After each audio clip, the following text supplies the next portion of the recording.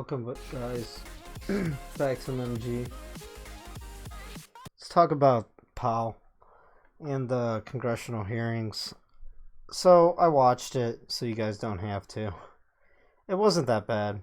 Usually there's more grandstanding by the politicians and they ask horrible questions. So they, impress their constituents.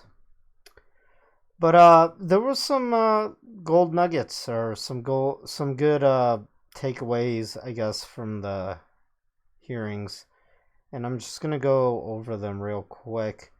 TA wise, I'm wearing my BTFD hat, means buy the fucking dip, and that's because I bought the dip on metals and metals ETFs. I went long yesterday. So, and it turned out pretty good. I mean, metals did pop, and I actually expect them to continue to pop, and I'm going to talk about that in rally because of the congressional hearings. Basically, Powell said something, he let something slip. And I don't think most of the market realized, but I did, and we're going to watch that. Now, I'm not going to add too much commentary to this. I don't want to make this a long video, alright? So let's just get into it. Let's start it. Of 1.5%. We don't have that kind of room, and there are a couple of reasons for that. Just if you look at the longer-term interest rates, which are not directly affected much by our policy, they've just been declining for 40 years now, and that is because of inflation being lower and under control and less volatile, and also just the aging demographics means higher saving, means more savings relative to investment, and that puts downward pressure on interest rates. So I think the new normal now is lower interest rates, lower inflation, probably lower growth, and you're seeing that all over the world, not just in the United States. You're seeing it to a much greater extent in many parts of the world than we're seeing it here. Yeah, it's what they're shooting for is pretty much what Japan has done. And they're actually hoping that is how this will all play out, which it will not because of the surmounting debt and the bubbles that have been blown in different asset classes, like a lot of them, most of them. So, knowing that, that is one of the main reasons we have, really the basic reason why we are having this public review of our monetary policy framework to see if there are ways we can alter our strategies, our tools, and our communications in ways that would make us more effective in this world where we're too closer than we would like to zero when we kind of run out of options. So that's one thing. Fiscal policy will also be important, though. I mean, I think from the standpoint of monetary policy, we're looking hard at ways to make sure that we can use our tools even after rates go to zero. Ultimately, fiscal policy has been a key part. All right, let's rewind. Did you catch it? All right, listen closely. I know he's talking quickly. That's because it's fast forward. I don't want to make this a long video. But try to catch what he let slip.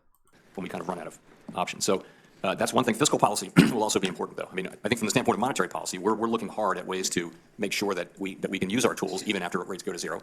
Ultimately. Did you hear it? One more time. So you could hear it from the horse's mouth. Options. So that's one thing. Fiscal policy will also be important, though. I mean, I think from the standpoint of monetary policy, we're looking hard at ways to make sure that we can use our tools even after rates go to zero. Ultimately, fiscal policy has been a key part of the countercyclical reaction as well. So he said it's important for them to have their tools and blah blah blah. What is their stupid tools? I mean, the only thing they could do is raise and lower interest rates and print money. That's the tools. I work on cars, it takes more than 3 wrenches. But he literally said after rates go to zero.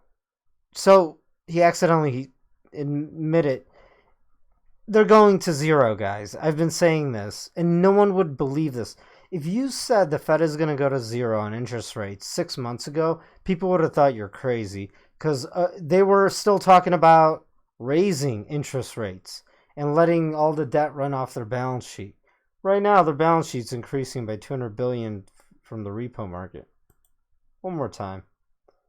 Can I slow this down? No. Closer than we would like to zero when we kind of run out of options. So that's one thing. Fiscal policy will also change the world. Let me rewind. So knowing that, that is one of the main reasons we have, really the basic reason why we are having this public review of our monetary policy framework to see if there are ways we can alter our strategies, our tools, and our communications in ways that would make us more effective in this world where we're too closer than we would like to zero when we kind of run out of options. So that's one thing. Fiscal policy will also be important, though. I mean, I think from the standpoint of monetary policy, we're looking hard at ways to make sure that we can use our tools even after rates go to zero. Ultimately, fiscal policy has been... So he literally admitted that normally during a recession, they would drop interest rates 5%. The fact that interest rates currently are below 2%, right? They can't drop at 5%. So they don't have all their so-called tools. And he's already admitting, well, we're going to drop it to 0. And then they're going to look at their tools, which is what? Money printing, because that'll be the only thing left. They can't have negative interest rates. I mean, I guess you can. There's a few European countries, but nobody... I mean, what's the long-term consequences of that? When you borrow money and you don't have to pay interest back. Whoever lent you the money pays you interest. That's backwards. That doesn't work. In a real economy, no one's going to do that. So it's insane. So what I'm saying is he just admitted that they're stuck. For one, the next recession, they're not going to be able to cut much rates because they're already near 0. And they're probably going to go to 0 before the next recession anyways. And he literally said, we're cutting to 0. He accidentally sort of let that slip. So one more time, because no one else, I don't think, caught this. That's one thing. Fiscal policy will also be important, though. I mean, I think from the standpoint of monetary policy, we're looking hard at ways to make sure that we can use our tools even after rates go to 0. Ultimately, even after rates go to 0. So he's talking about using his tools even after rates go to 0, which is money printing, because that's the only tools they will have left, besides raising rates back up. But he also said it's very important that fiscal policy happens, meaning the government needs to stop spending money. Or maybe he wants them to spend money.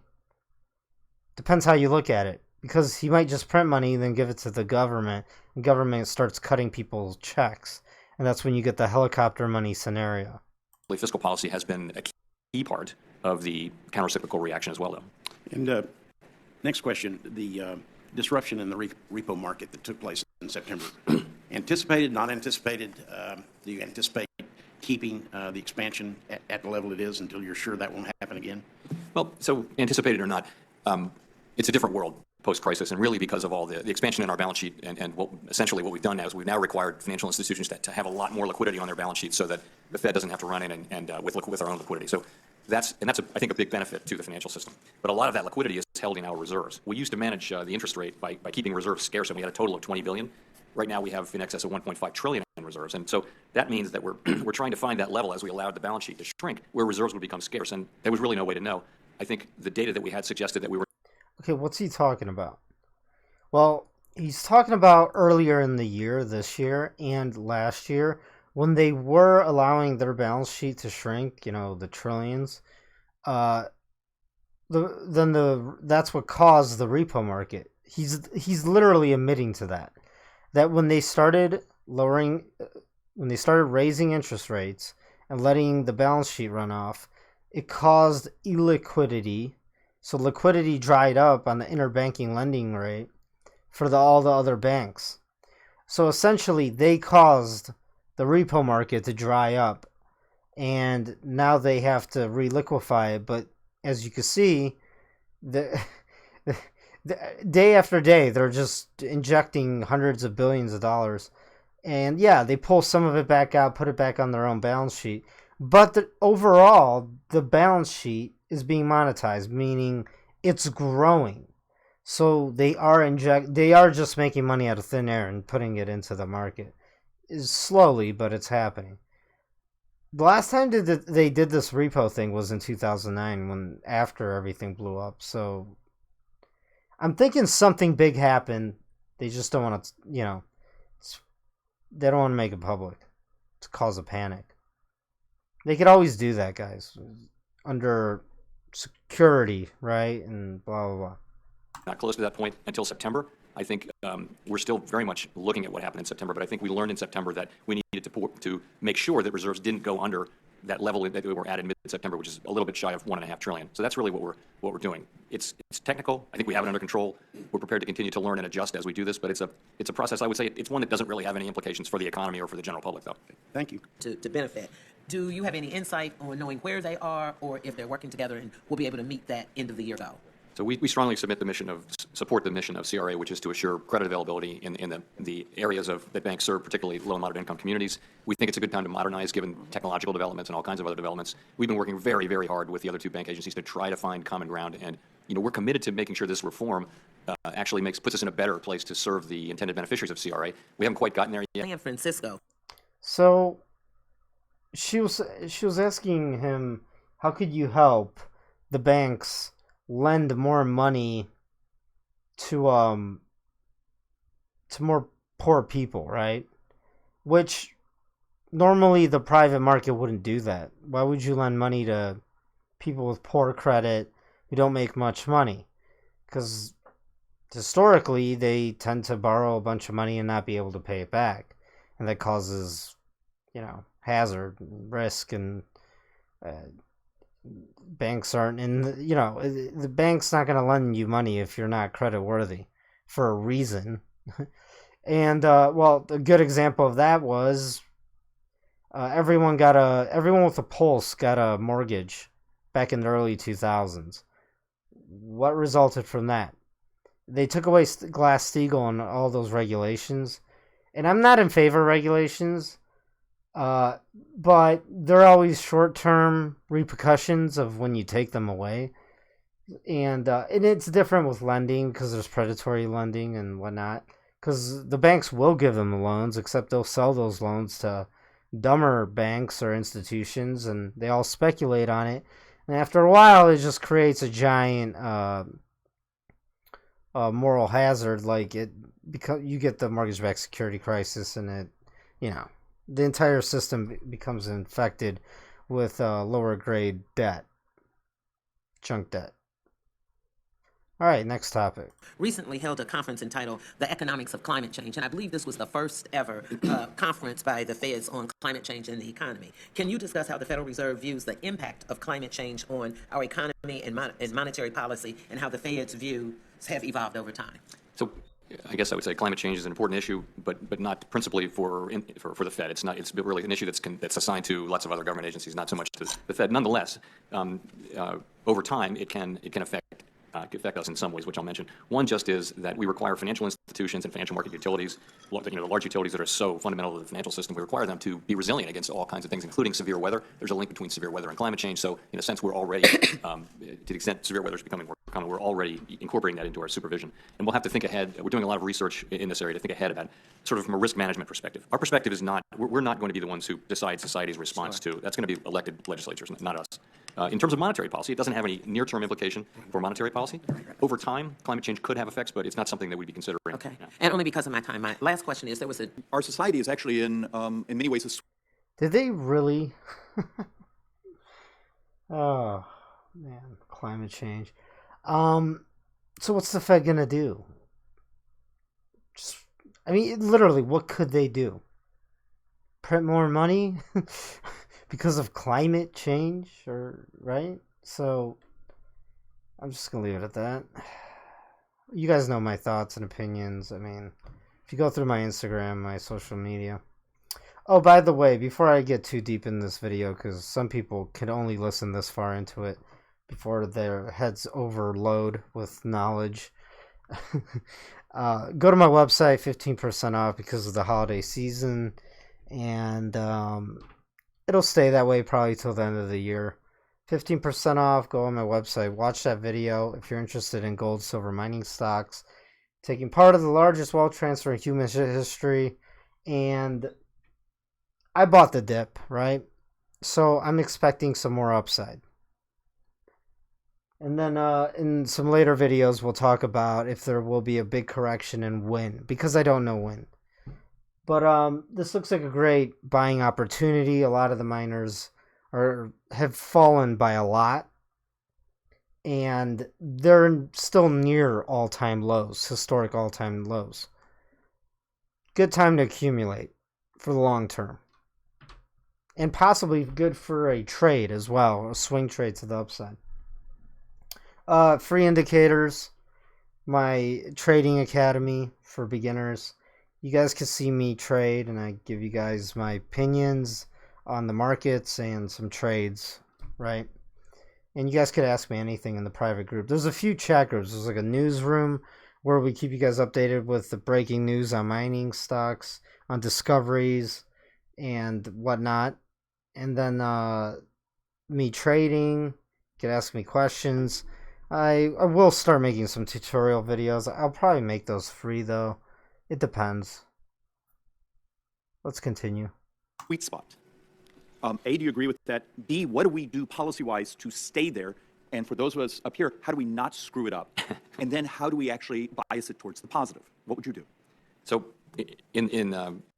as I mentioned, 50-year low in unemployment, inflation low and under control, labor force participation ticking up, consumer confidence high. The outlook is good. I think households generally are focused on, according to the surveys, are focused on this healthy job market and wages going up. So it's actually a very... So those pictures were of, goods, food you buy at the grocery store. If you're old enough, I mean, you know for a fact that the packaging of food, it's either bigger, the packaging has more air in it, or packaging, than the food, but the food inside shrinking, or it's literally the size of the food you're buying is shrinking slowly but surely, but you're paying the same price or more. It's called shrinkflation. When does shrinkflation happen? When the margins keep getting squeezed on companies, especially staples, right? Food. That never changes. It usually doesn't change. The margin, the cost, the profit margin for these companies, unless there's inflation. If inflation keeps running higher and higher, they have to at least give you less food or raise the prices. And that's what shrinkflation is. Shrinkflation is very visible and obvious. And they keep saying inflation's only 2%. But even with 2% inflation, your food's going to shrink over 5-year to 10-year span of time. Because 2% year over year compounds. So, good place from that standpoint. That's not to say that every community has benefited. We know that that's not the case. How do we keep it there? So the key to this, given the risks that we see are slowing global growth and particularly weaker manufacturing, and that affects U.S. manufacturing. So the key to keeping this going and to it continuing are that we keep job creation at a solid level, that households retain their confidence, that wages keep moving up. That seems to be the engine that's driving the U.S. economy forward at this time. But I want to go longer term with an answer. I mean, the U.S. faces longer term issues that really need your attention around labor force participation and productivity. Those are the two things that we really, where we in labor force participation, we lag most other advanced economies. And that's something we can do something about. That really the Fed can't do much about it. It's more about fiscal policy. That's support attachment to the labor force. So much of the policy. So he was, Powell is better than most other Fed officials, the way he talks, because he's easier to understand. But he was correct about that. It's productivity and labor force participation. What is labor force participation? That's the U6 unemployment that I talk about. That is the amount of people who are at working age, right? From like 15 to 65 or 40, something like that. I'm not exactly sure. They're in their ripe years to work, but only like 60% are working, something like that. It's 90 million Americans out of 320 or something like that. So that's the problem. One is the U.S. isn't productive, and what he meant by that's the government's policies. What he means is regulations. He needs to lower regulations and taxes. And then the other thing is that's for productivity. And then the companies can start growing. New companies will grow. More entrepreneurship. That's when you start getting more people back into the employment back into the economy because businesses could expand because of less regulations and taxes, and more businesses are being created because of this. At the same time, more people are going to get jobs. And not just that, you have to take away the free stuff because then they're forced to go and be productive members of society, right? And that takes away both. So so when you don't give people freebies, right? Free stuff, welfare, then they have to join the labor force, and then they become productive. So there you go, pal. Productivity and labor force. That we all engage in here could be pushing up labor force participation. We're right now, what, about 63.3? That's right, yeah. Which for some of our models of testimony we had as a committee a couple of years ago, we didn't think we'd get that far, but we. So 63% are working. That should be working. So only 63% of Americans. And most of them they're not full-time jobs. Probably only 40% of that 63%. Demonstrated that there is slack out there. Could you touch on what we could do in that demographic headwind that is where we are in the United States to also encourage that labor force participation? Incentives for someone that's older to stay in the labor force, getting millennial males to actually start to equal millennial females in the labor force. I think what would you do? That's interesting. More millennial females are working than males. Now, why is that? Well, probably because of the current, if you're a male, like, it's harder to get a job these days, because you're. I don't want to get into the SJW crap, but the other reason is there's no manufacturing jobs. There's no manufacturing jobs. You can only have so many paper pushers and secretaries, all right, and waitresses, and just service sector, retailers. Men don't want those jobs anyways. They want to make shit. They want to be out there working hard with their hands and with their minds. You need trades and skills, right? Machining, welding, construction, engineers, stuff like that. Building things. Range of policies, and they would appeal, I think, across the political spectrum. Some of them are about labor demand, some are about labor supply, and I think many of them would work. That's the great thing. And I think for young males, it's going to be addressing the opioid problem. It's going to be skills and training and internships. We had a great meeting with a bunch of experts on internship programs recently. I think you're seeing older people stay in the labor force more and more. Their participation is moving up. But you also see, I think there are lots of programs which are pulling people, for example, women who've been out of the labor force back in after their kids are grown up. You see that happening at places as well. So I think there are just so many things that can be done. And we lag just about every other wealthy country in the world in labor force participation for prime age workers. This is not where we should be, and I think there are things we can do about it. In my last 26 seconds. Wage gap, women on the average make only 82 cents of the average man's dollar, much worse for women of color. But there are two sides to a family's budget. Okay. It's BS. For one,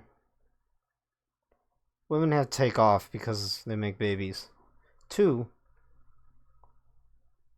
if women make less money than men, then why wouldn't companies just hire all women?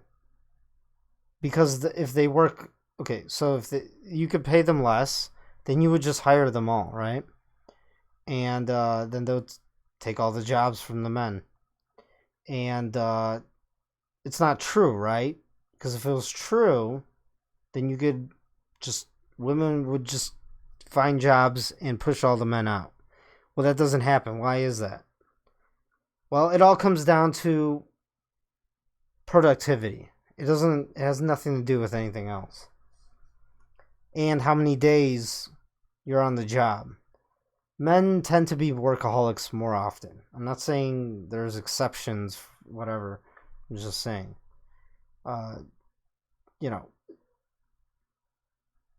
Women like to be around the kids and raising families. And it's probably healthier for the family as well. And then the male tends to be out there hunting, right? And bringing back the food, bringing home the bacon. Because that's what we've been doing for thousands of years.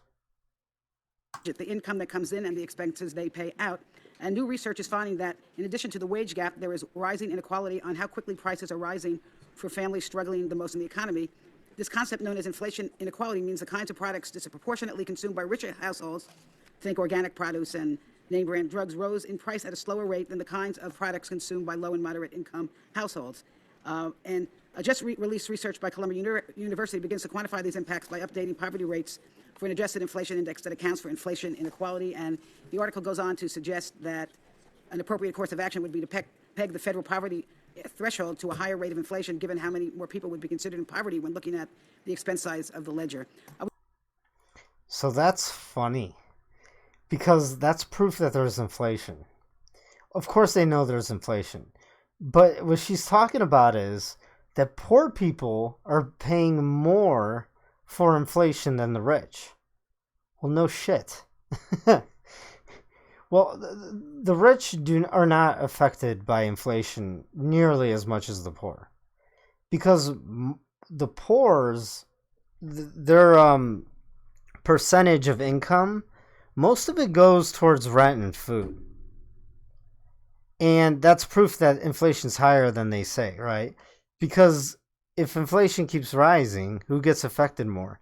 Well, the poor, because food goes up and so does rent. For the rich, they have assets, and they could, like, the percentage of their money that goes towards food is very small. Basically, when you live paycheck to paycheck, you really feel inflation. Inflation is hidden taxation on the poor and the middle class. The rich are fine because they for one, they're smart. Second, they have assets, they have revenue streams, and usually they're invested in the markets. And the markets could go and have a melt up and go higher and higher when inflation keeps running higher and higher. Another reason why we have inflation is because a lot of it goes into the stock market, eventually makes it out to Main Street, and then every Thanksgiving you could keep track of inflation by looking at how much you spent on the same amount of Thanksgiving food every year. And there's an index out there for that. Look it up, the Thanksgiving Inflation Index. Just ask you whether or not any of this enters into any of your decision making, whether you have any research on this or any comment on this. It's an interesting, so I did see that research. It's interesting. Which showed that so different groups of people buy different baskets of goods, and in principle, inflation can be higher or lower. This was a piece of research that showed that the basket of goods that are bought by people at the lower end of the income spectrum has experienced higher inflation over time. So, and that, the implication of that would be that their real incomes are even lower than we think. So I'd like to see a lot more research on that. That's an interesting recent paper that's getting a lot of attention right now. There's no definitive answer. There's a series that I guess the government currently conducts for consumer price inflation that looks at a basic basket of goods that finds a much smaller difference. Nonetheless, it's an important issue that needs further research. Is that something that you would be doing, or you think somebody else would be doing that research? Well, our researchers would do it, but you would tend to see, the agency, whoever does CPI, is it the Bureau of Economic Analysis, I guess, does CPI, and the economy's ability to grow as consisting of two things. One is how fast is the labor force growing, and secondly is how much is output per hour growing. That's what growth consists of, really just those two things. Yeah, the CPI, remember? He literally just said that it's a government agency that does it, not them. Interesting, because they're private. There are some private companies that also do it out there, and their numbers are always higher. So what's the incentive for the government not to account inflation as high as it really is? Well, a lot of entitlements have to get adjusted for inflation. All right. United States, the trend growth of our labor force has been very slow. It was 2.5% in the 1960s. Now it's about 0.5%, and about half of that is immigration. So immigration is a key input into our longer-term growth rate. And I would say if you look to population growth as a way to support higher growth for the United States, then immigration would need to be in your thinking. But again, it's funny. People aren't having as many kids as they used to because they can't afford to. And not just that. The legal system gets involved with kids, and then the male is scared to have kids, right? Because they don't want to be a slave, and women are pretty different from what they used to be back in the day because of modern media. So it's a risk to have kids, and that's why and not just that, it's extremely expensive. A lot of 30-year, grown men, millennials, are still living with their parents. So that's why the population isn't growing. Yes, and you know what? That was true for most of. It's been true. Population needs to grow for the economy to grow. But again, there's no manufacturing jobs, and that's just that. There's automation now. There's robots. There's way more robots and automation than people really like to believe because they don't see it on a daily basis. But all your cars that you drive around with, most of it was built by robots, not by humans. A lot of the warehouse, all the goods shipped to your house from Amazon, especially, and FedEx and all that. There's huge assembly belt lines and robots moving everything around. And this is going to continue. Everything's going to get automized. Automation's going to take over. And it's not going to be just industrial jobs and labor jobs. It's actually going to be more so service sector jobs like paper shuffling and cubicles. You're not going to, you could have software do what 1,000 people used to do, right? A lot of jobs right now are going to get replaced very soon by much smarter computers and programs and algorithms. So, do you really need more people? Also, with farming, there's literally robot farming machines now. So, do you need more consumers? Yes, but at the same time, if these people aren't going to be consumers, if your population's growing but no one's working, they're not consumers, all right? If anything, they're going to be a drag on the economy because they're going to get the freebies, right, to live. And something we don't comment too much on. Thank you. I yield back. And I think you've addressed those, and also on immigration. Now, that could help us increase our labor pool. But I was thinking about the status of across the country. Yeah, cheap labor pool. You have to understand, a lot of the corporations, they do like immigration. That's why they sell the U.S. out. And it's for cheap labor. But we don't need it anymore. There's automation. There's outsourcing across the seas and whatnot.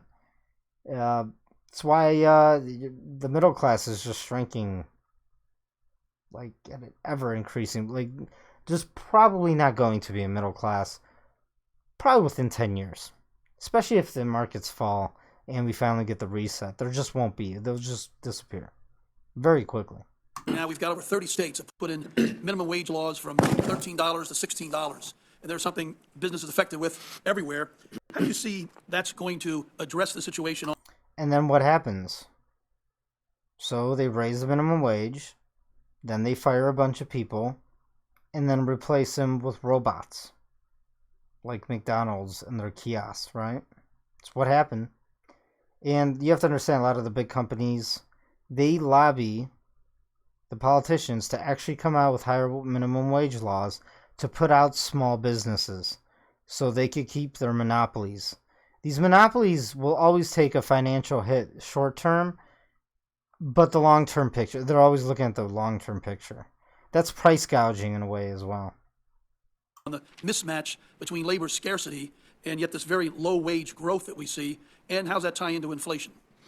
Well, we don't take a position on minimum wage. It's really an issue you have to balance. There are two things to balance. And if I were you, I'd look at a broad range of research. Research comes to different perspectives, but in essentially all the research you see, when the minimum wage is raised a significant amount, you'll see some job loss and you'll see some wage gains. And I would look at a range of that research and I would try to think what the right policy is. That's how I would do it. In terms of inflation, it doesn't really play much into it. First of all, our mandate is price inflation, not... Of course it doesn't play into inflation, because no one's been getting wage increases that has been outstripping or outbeating inflation. Wage inflation, we don't see wages moving up in any kind of way that suggests that they would put unwelcome upward pressure on prices. So I don't really think it is an important part of the inflation discussion right now. And trying to A wide range of wage and compensation measures, and what they tend to show is if you go back 5 years, wages and compensation were going up about 2%. That has gradually moved up to about 3%.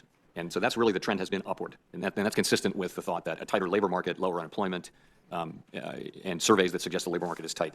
It is consistent with that. We've seen wages moving up. We look at it, I could tell you the principal ones we look at, but I think that's true across all major measures of wages over the last, let's say, 5-6 years. Why do you think they slowed so dramatically the last 2 years? I think It's hard to say. I think average hourly earnings is an important one, which peaked at 3.4% earlier this year or at the end of last year, and has been sort of trickling down. It's right at 3% now, so it's a fairly modest one.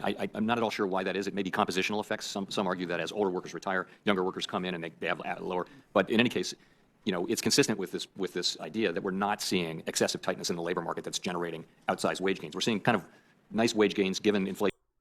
Okay. Wages aren't gaining because there isn't demand for more skilled workers. Because the economy's not really growing. That's why. Maybe in certain sectors there are some shortages because a lot of kids these days can't work with their hands, like for skilled trades, whatnot.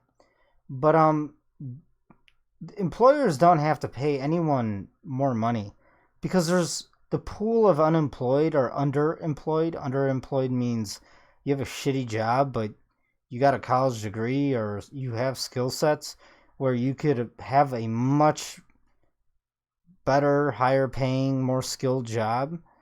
But the problem is there aren't enough jobs out there for these people. So companies could afford to pay them less and people will take the job for less money because it's better than not having a job or having a part-time, service sector job. And productivity, but nothing that's at all out of line with that. Thank you. Debt held by the public expected to reach 95% of gross domestic product within the next 10 years. And yet we're also paying interest on that debt at an all-time historic low with a 30-year borrowing cost of just 2.4%. What's the reason for this, I guess some would say, fortunate fiscal reprieve at a time when Congress as an institution has shown really no sign of fiscal discipline at all? So where does it come from? Well, it really is a long-term trend. For example, if you were to look at a graph of what the 10-year Treasury yielded, if you went back 40 years, what you would see is a ski slope down, and it's all the way down to today. This is a long-term trend. By the way, it's true all around the globe. Now, why is that happening? I think it's, first of all, it's inflation getting under control, becoming less volatile, and ultimately continuing to decline to the point where... No. That's happening because of central banks and manipulating the markets. That's why for 3 decades we've had a bull market in bonds and yields have been dropping like endlessly. Someday it's gonna break, and the yields are gonna have to go up. The free market's gonna scream, "Listen, I'm not holding government. I'm not holding corporate. I'm not holding any debt unless you give me a really high interest rate and to hold it, to buy it, because it's too risky." And it's gonna come. The day is gonna come when people and everyone is gonna be defaulting left and right. All right. The risk of lower inflation is actually greater than the risk of higher inflation at the moment. That's part of it. It's also just aging demographics. So as people get into their later years, they save more. That creates more savings and per dollar of investment, and that tends to drive interest rates down. And I don't know that trend shows no signs of reversing or anything like that. So that's really what's going on with these longer rates. Some have suggested that because we in the United States, that the United States government borrows in its own currency, this level of spending isn't a problem because the Fed can just monetize the debt and keep doing so more or less indefinitely. Well, what's your reaction to that talk? Are the risks inherent in it? Yes. No. As I mentioned in my testimony, the fact that interest rates are lower does mean that we will pay less in interest. It does not mean that we can ignore deficits at all. We're going to have to get on a sustainable path. What does that mean? So the debt is growing faster than the economy. It's as simple as that in nominal terms. And that. So the Congress guy asked him, "What do you really think of MMT, modern monetary theory?" And Powell's pretty much answering, but without saying that that's what they're talking about. And what he's saying is, no, this is all unsustainable. See, I do like him. He does speak the truth at the best he can. And, yeah, I mean, it's completely unsustainable. Fiscally, the government has to, cut jobs and stop spending money. If they don't, it's all going to blow up. It's that simple. And no, they can't just forever print, right? I think they could do it, though, for quite some time, that's where they're really miscalculating. But even they know that this is all unsustainable. is by definition unsustainable. Ultimately, you will have to get it to where the debt is not growing faster than the economy. And it's growing faster in the United States by a pretty significant margin. So even with lower rates and even with decent growth, there's still going to be a need to reduce these deficits. And I would say, by the way, that's a need over time. We're not in the business of advising you when to do that or how to do it, but it is inevitable that over time we will have to do it. And frankly, if we don't do it, what happens is our children will wind up spending their tax dollars more on interest than the things they really need, like education, security, health. In the past, you've mentioned uncertainties in the area of international trade. It's all right. The boomers, we got to take care of them first. I mean, literally a few nights ago, I was talking to a boomer, and he literally hit every key note. Like, he said, "How dare you?" And then I was like, "Your generation raised our generation." And he's like, "It's not my fault." He's like, "Your generation's faces are in your phones all the time." I'm like, that's not what I'm talking about. I'm talking about that you sold your kids' future. So you could have pensions and retirement and a speedboat. He's like, "Well, you don't work hard as us." I'm like, what are you talking about? We don't even have jobs anymore. Oh, God. And then I brought up the Brady Bunch.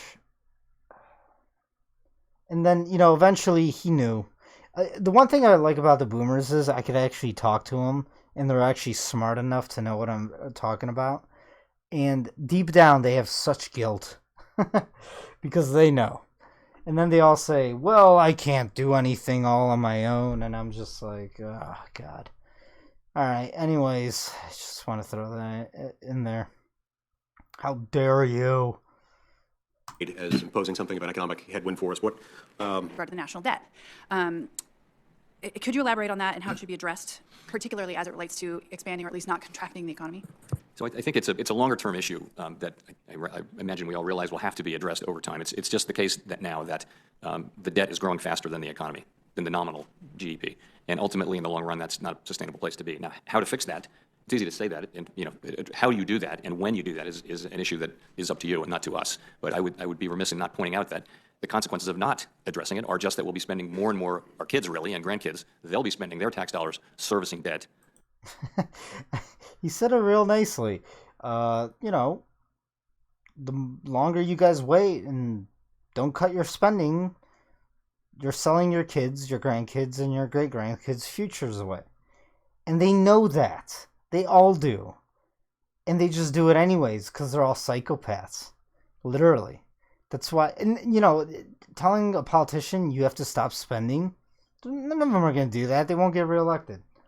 So the entire system's flawed, guys. It's flawed. The entire system is built to become a parasite or a cancer that just keeps growing and growing until it kills the host. And that's what's happening here. Rather than on the things they really need, as I mentioned earlier, education, healthcare, security, all the things that we need, that they'll be spending more and more of their money on tax. But you don't need to balance the budget or pay down the debt or anything like that. You just need to get the economy growing faster than the debt. And that should be, I think, the goal. And by the way, the successful programs for countries to get back on a sustainable... And that's when the Keynesian should realize that his entire economic models are flawed. He literally just said, let's rewind for a second. They'll be spending more and more of their money on tax. But you don't need to balance the budget or pay down the debt or anything like that. You just need to get the economy growing faster than the debt. You don't have to balance the budget. You don't have to even, get your debt down. You just need to get the economy growing faster than the deficit's growing and all the debt you're taking on. That's how a Keynesian thinks. That makes no sense. Because the more debt you have, the more interest you pay on the debt, and this kills the economy. Because that capital, instead of going back into businesses for growing and hiring and whatnot and innovating, that capital goes to pay the interest on debt that has already been accumulated. So therefore the economy eats itself. The debt eats the economy. And that's what these Keynesians who print money, by the way, printing money is creating debt, do not understand. Or if they do, that's even worse because then they're really evil. Or they're just trying to keep the music playing and they don't want the music to stop while they're in charge, and then they just, hand it off to the next guy, to the next sucker. And that's what's happening with corporations and CEOs, right? That's why they do corporate buybacks. We'll get that stock share going up, and I'll be done in a year. Then I'll sell my stock shares and I'll leave. And the next CEO will have to deal with the deteriorating balance sheet and all the malinvestment into their own stock that could, crash at any given moment. And that should be, I think, the goal. And by the way, the successful programs for countries to get back on a sustainable path tend to take place over a long period of time and be relatively gradual. And I would be looking at something that would work over time, but really would not be giving you a lot of advice on how to do it. With my final 30 seconds, do you anticipate maintaining the current Fed rate through the next year? No, I wouldn't say that at all. What I've said here, and I'll go right to the actual language, is that we see the current stance of monetary policy as likely to remain appropriate as long as incoming information about the economy remains broadly consistent with our outlook of moderate growth, a strong labor market, and inflation near our symmetric 2% objective. So that's a very data-dependent statement. We do think monetary policy is in a good place, but we're going to be watching very carefully incoming data. And if Yesterday at the Economic Club in New York, the president continued his criticism. If that wasn't proof that everything is like fine-combed and looked through and purposely written in a way so the market doesn't freak out or it's doesn't become volatile after an FOMC meeting, I don't know what it is. That's why I actually did listen to this, because he wasn't reading off a script. He was actually talking. That's why a few times he actually said the truth, right? Of the Fed, saying it had put the U.S. at a competitive disadvantage, and he also floated the idea of negative interest rates. Do you take comments from public officials into account when implementing monetary policy? And is there any precedent in U.S. history for this kind of criticism or praise from an American president? So we look at. So if you didn't watch the last video, you need to go watch that. I did the same thing with Trump, right? And Trump is just bashing the Fed, and he wants negative interest rates, and that's what they're talking about here. So watch that last video. That was also good.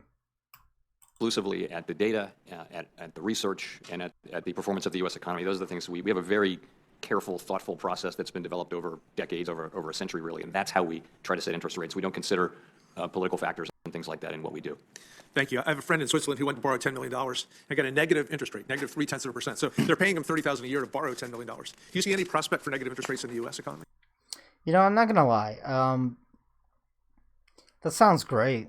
If you could go and borrow a ton of money, and you don't have to pay interest on it, they pay you, the bank pays you interest. That sounds great. It really does. That's why Trump was like so excited about it himself. He's like, that sounds great, guys. Let's do it. I mean, it is great for the short term. Long term, no one's ever been there. No one's ever done it. I personally, if I'll go take out a loan. I don't care. But I'll invest it in like something. You have to be careful though. I mean, you invest it in metals, silver, gold, and maybe some property that will give you a revenue stream, like an apartment complex or something. Another thing, this chick is definitely a millennial, and that the boomers, they're right about a lot of things. Constantly in her phone that entire time. It's gonna give you a hunchback. What are you staring at? Probably nothing important. It's really annoying. Although I do it too. But I run an empire off my phone. I guarantee you she's like on a field trip. Let's get back to it. Well, negative interest rates would certainly not be appropriate in the current environment. Our economy is in a strong position. We have growth. We have a strong consumer sector. We have inflation that's a bit below target. So the very, very low and even negative rates that we see around the world would not be appropriate for our economy. Those you tend to see negative rates in the larger economies at times when growth is quite low and inflation is quite low. That's just not the case here. It's different for some of the smaller European countries. It's really about keeping their currency from appreciation, which is the case with a number of those countries. Yeah. From December 15th through December 2018, there's slow, consistent increases in rates, and we've turned that around with recent cuts this year. Is there enough room to cut rates further if we get another slowdown or recession? Have we given up monetary policy as a tool at the moment for dealing with that? Well, typical post-World War II recession has involved rate cuts of close to 5%. The current federal funds rate is in the mid-150s, so we're well short of that, 1.5%. So I think it's a fact, not just in the United States, but around the world, that central banks are going to have less room to cut in this new normal of lower rates and low inflation. So that's why we are conducting this external review of monetary policy at the Fed. We're looking for ways to make sure that we have the tools to do what we're assigned to do by you, which is achieve maximum employment and stable prices even in downturns. And that's what we're going to be doing. I will say also, though, that fiscal policy is often part of the answer, often a big part of the answer, often a big part of the answer when there's a severe downturn. We would certainly look for it. Thank you again by bringing up the challenge that the public debt faces all of us here. You know, I was raised to believe that money supply and growth were causally related, that if our money supply grew more quickly than our economic output, that inflation was the inevitable result. But we're less than 2% this year. You have muted expectations. Is there no longer a connection between money supply growth and inflation? Yeah, Should I pay any attention to modern monetary theories, for example? Well, so the connection between monetary aggregates and inflation, that's something we all learned in Econ 101. I did. It was important. It was generally thought to be, and empirically, it was a good relationship. I think about 40 years ago, as the financial system developed all kinds of alternative forms of money, the relationship between monetary aggregates and growth has just gone away. And so we of course look at those aggregates, but they no longer are a driving part of the theory. It's really the price of money as opposed to the quantity that we look at, which is interest rates. I'm out of Which is incredibly stupid. Of course the quantity matters. And talked about that plenty of times. If anything, I'm just looking at the people in the background, and I feel like they're just there to act. Like they doodle on their pens. I don't know. I always like looking at the people in the background, their facial expression. Some idea. But thank you very much. Mr. General, you'll Senator Cotton. On robustness of how U.S. banks broadly are analyzing that risk. And basically what I'm asking is, do we need to start thinking through whether or not we need to either self-impose or at some point impose some sort of stress test to look at the assets that banks are holding and whether they're not, whether they don't have some concentration of risk if they're not thinking through that appropriately?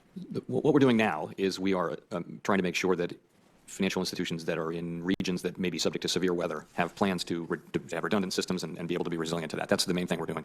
I think, so the Bank of England, it sounds like you're aware, is doing a stress test based on climate scenarios, but it's not, it's a stress test that's meant to be purely informative. It wouldn't. Oh, God. All right, so their stress tests, none of them are actually a test for the banks in a case of a scenario of inflation. Nobody is expecting inflation. Nobody. Like, nobody. Everyone, even during this conference, they said it so many times. They're like, well, we know there's not going to be inflation. We're not expecting inflation. And even Powell seems to believe it. And nobody's expecting inflation. Nobody on the news. Nobody. That's why it's probably going to happen. No, I mean, it's going to happen because once the debt all comes due, they're going to be forced to step in and do something extreme like they did in 2009. And because they actually believe that there won't be inflation, they're going to print, and they're going to print more than even they believe they think or should. And even if they don't do that, then we would get a Great Depression. I don't care. Metals go up either way. I would rather have a depression than an inflationary depression, right? So, there you go. Do what our CCAR stress tests do and potentially limit distributions and that kind of thing. That's an interesting idea. We'll be monitoring it. And I think we're going to benefit from some of the activity around the world that we're seeing with other central banks. We'll try to learn from what they're doing.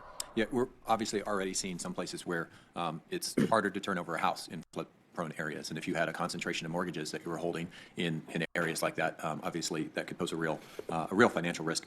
Do you think that GDP data adequately gives us enough of a picture about who is benefiting from the economy? And I guess so I have real concerns that going into 2020 that we may see a slowdown in investments as those allocating capital look at the political scene and look at some of the economic proposals being put forth by Democratic candidates.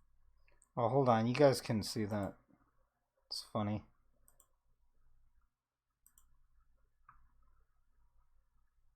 GDP data adequately gives us enough of a picture about who is benefiting from the economy. And I guess so I have real concerns that going into 2020 that we may see a slowdown in investments as those allocating capital look at the political scene and look at some of the economic proposals being put forth by Democratic candidates for president. And I have concerns that may cause people to tap the brakes in terms of deploying capital until at least after the election and finding out whether these policies. So Mr. Cruz here is right.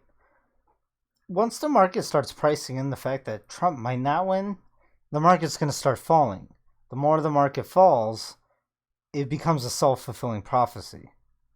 So the more the market falls, the more people worry that Trump's not going to win.